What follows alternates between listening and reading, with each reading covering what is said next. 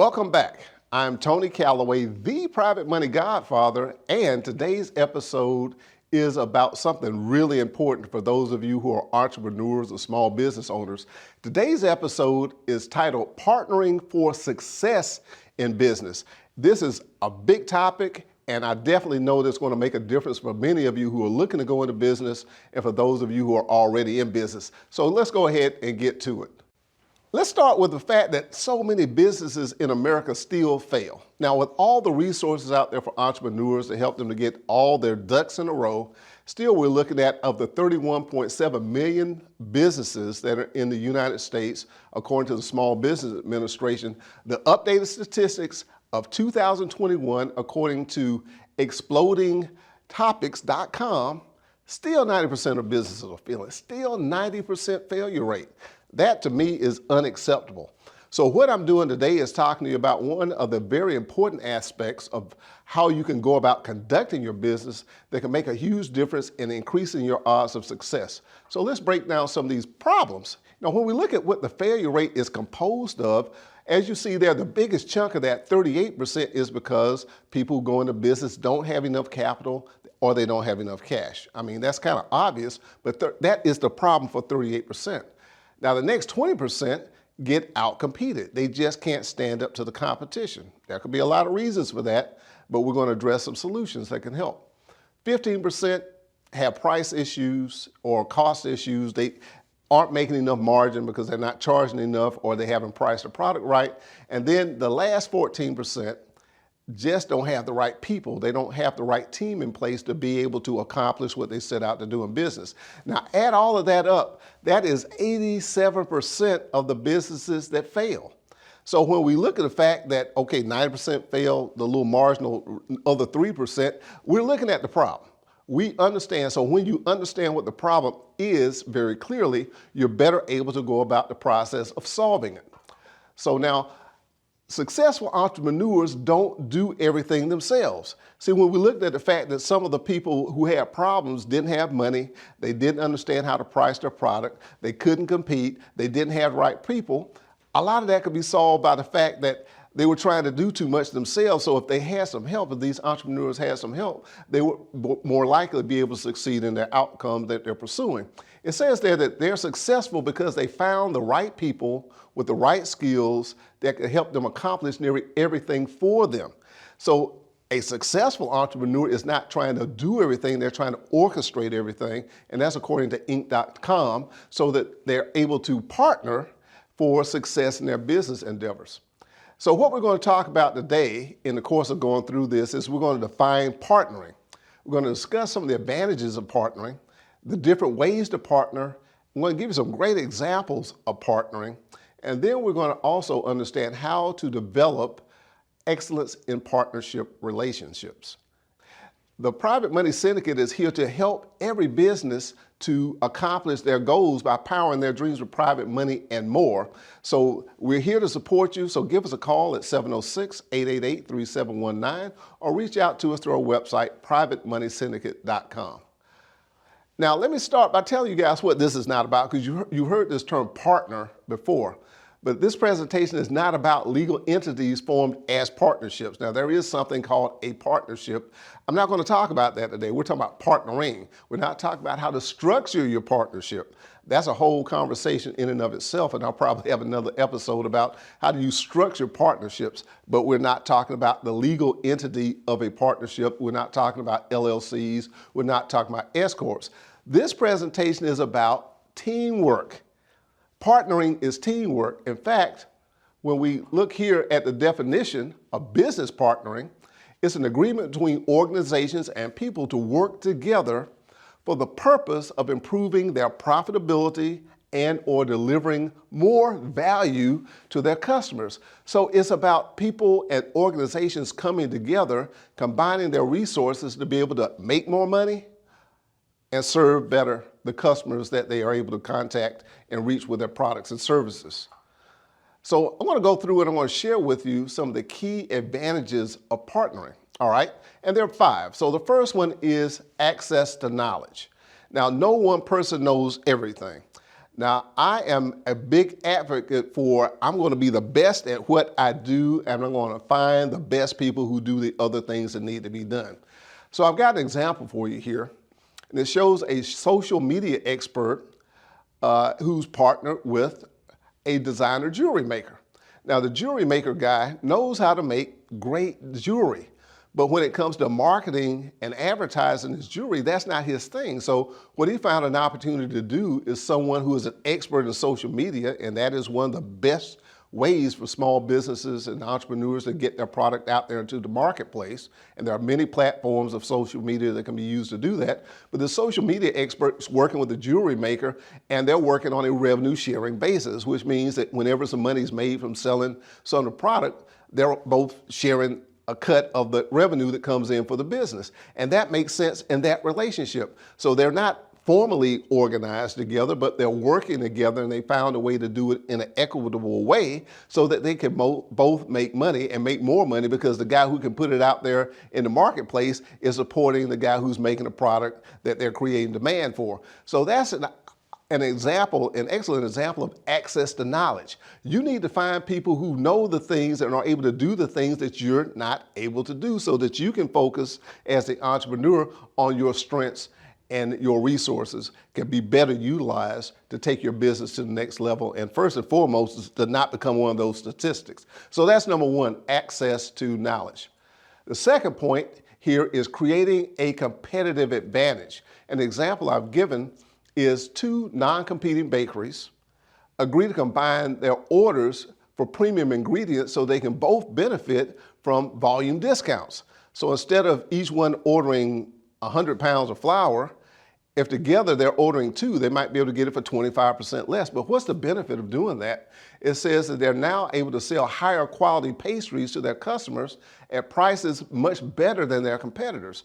Now again, this is creative solutions to a problem that created a competitive advantage. Now, from the standpoint of everyone out here sees opportunities, but most people don't go about the process of being able to find a solution, which might involve bringing somebody else into the equation. So this opportunity for partnering is just showing you how what others might conceive as competitors actually come together and find a way to help each other to make more money. So that's the second example, creating competitive advantage. And that example is working together so that you can get discounts, you can get access to certain things that you might not otherwise be able to. The third one is enhanced visibility and credibility and image. Now, we've all seen this, it's almost cliche, but the example is a new sports apparel maker gives free clothing to an up-and-coming professional athlete to wear on televised events. The advantage to both is, of course, the player gets free clothes. Yeah, that's probably not that big a deal for him, but the new sports brand gets massive media exposure. They get the presence, seeing their logo. Now, once upon a time, long, long ago, who knew what Nike was? Okay, but they start sticking that swoosh on anything and anybody in front of a camera, and after a while it became a well-known brand. So from the standpoint, if you're someone who has products that you can place with people and have them to present your products, then that creates an image, and if somebody else has the eyeballs, so to speak, then these eyeballs are seeing your products, they're seeing your services, and it helps to not only increase visibility, it increases your credibility, and it also creates the image. So that's another example of where partnering puts two different people, two different organizations together to achieve a benefit to both of them. That's number three. Let's go on to number four. Increase the customer base. Now, I always ask this question, who already has my customer? Because as the example shows, where an accountant partners with a small business consultant, they're able to equally refer customers to each other because their customers have similar needs. So from the standpoint, the private money syndicate, in the very aspects of what it is we do, we're doing the lending business. All right, so if people are borrowing money, what are they doing with it? Or if they're entrepreneurs, if they're real estate investors, there's a collaborative opportunity to work with who else they'll be touched by as part of the transactions that they're involved in and the resources that they'll need to continue to build and grow their business. So if you open your perspective up to think who else does business with the same people I do business with or I intend to do business with, that's an opportunity for you to partner. And so that's number 4. Now the 5th one here is reduce capital needs to start and grow the business. Now this is an actual example from a client that we had probably, I guess about 15 years ago, who actually did this. An example is an apartment complex offers a low rent to in one of their buildings to a startup daycare operator. Now the on-site daycare becomes a value-added amenity to the apartment complex because most people who are renting apartments are younger, have children and things like that. And so instead of having to shuffle them off to daycare somewhere around town when they're having to go to work and so forth, they're right there when they leave, they're right there when they pick them up. Awesome idea. And the benefit to the daycare is that they save money by paying a reduced lease rate. Now, this particular couple that started this process here in Columbus went to Augusta and had 3 or 4 apartments, and then they wound up selling the business. All that because they were innovative in finding a way to partner with a very logical, common sense scenario that created an advantage not only for them, it created an advantage for the apartment complex because don't you think you want to stay somewhere where it's the convenience of having your child care right there on site where you live? That's almost like back in the old days when, grandma would keep the kids when people went off to work, okay? But that's an example, and so we've given you 5 great examples of how partnering can create opportunities for businesses to manage and conserve resources and create opportunities that all parties can benefit from. Now, the Private Money Syndicate is here to partner with you because we not only provide capital, but we provide other resources that help our clients and our businesses to succeed in their business pursuits. You can learn more about that by going to privatemoneysyndicate.com and checking out the website. Check out the About Us page and you'll see all the people who are here to not only provide the resources, but their expertise to help you to start your business and grow your business. We've got the folks, we've got the capital, and we can help you to do that. And you can also reach out to us at 706-888-3719. Okay, now this thing partnering that we've been talking about is many different things. I mentioned this teamwork at the very outset, but I know you can't read all that art that's there, but the words collaboration, cooperation, being able to create solutions, all those things come from people not only putting their ideas together, their efforts together, their resources together. All I'm saying is it doesn't have to be a formal relationship. It could be contractual, but it doesn't have to be. It could be as informal as, hey, I've got this, you've got that. People do this kind of stuff all the time. I remember when I was younger, I had the car, okay? My buddies didn't have a car, but they had gas money. So we wanted to go out of town or do something like that. I lived in a little country town, so to go somewhere, we had to drive 30 miles to get anywhere from Roberta. But yeah, we want to go hang out at the mall in Macon. We get in there.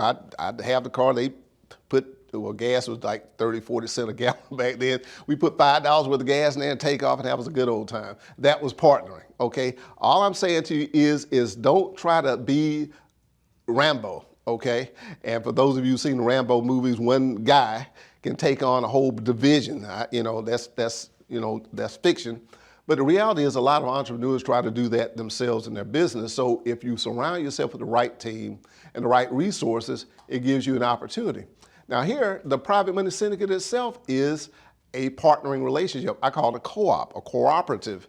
All those people you see there work with me to provide value to our clients because in one of the examples, our clients need technology support. They need marketing support. They need social media.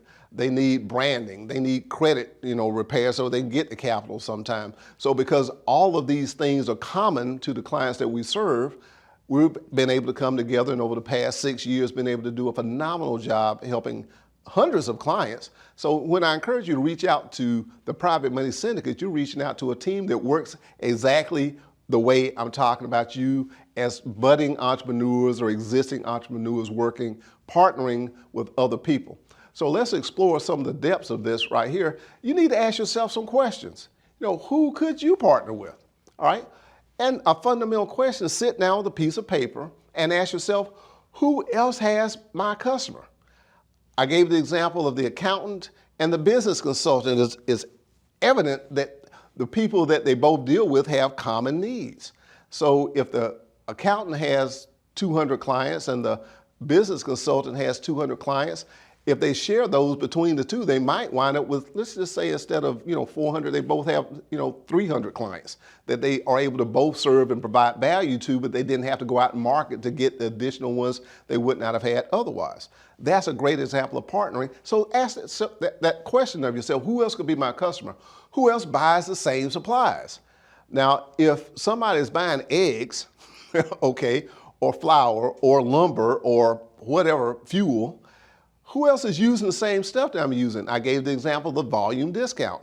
If you're not technically competing with each other, maybe there's an opportunity to come together to provide some value proposition by being able to place common orders, reduce loss and waste, because especially with food items, if it's not used, sometimes stuff goes bad.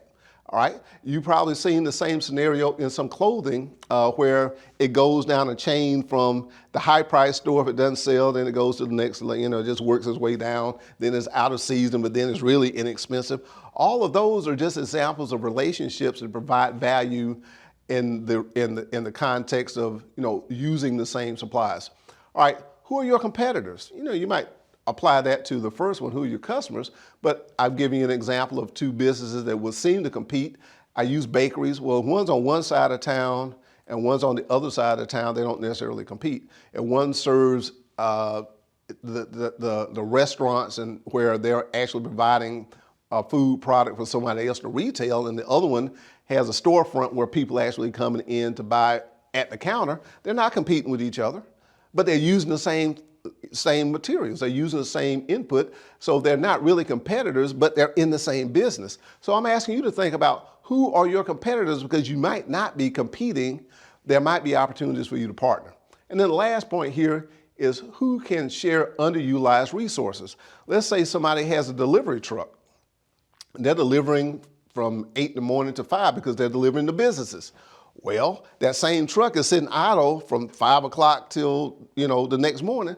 What if somebody said, hey, I deliver stuff to people at home in the evening, and we can go in together on the truck, or I'll pay you to use your truck in the evening. We'll find a way to use those underutilized resources. I mean, all these different concepts that have come up basically doing the same thing, like Airbnb, Turo, where you can rent somebody's sports car or something like that. All of those are just key examples of how technology has supported opportunities for people to share underutilized resources. But I assure you, there are plenty of those out there. And all I'm asking you is to stop and think how you can tap into that as you look for who can partner with you.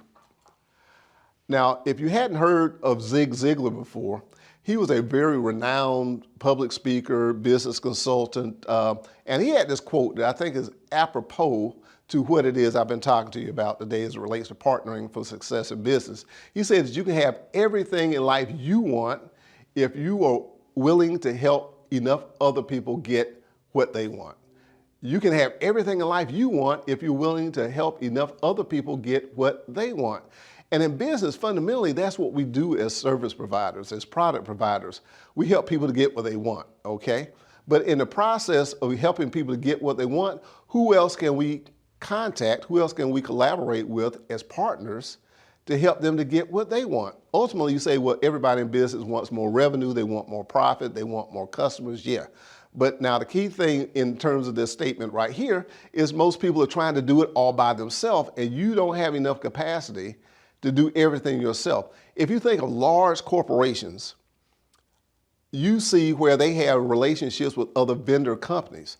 They have staff who have their different areas of expertise. You have your HR department, you have your accounting department, you have your sales department.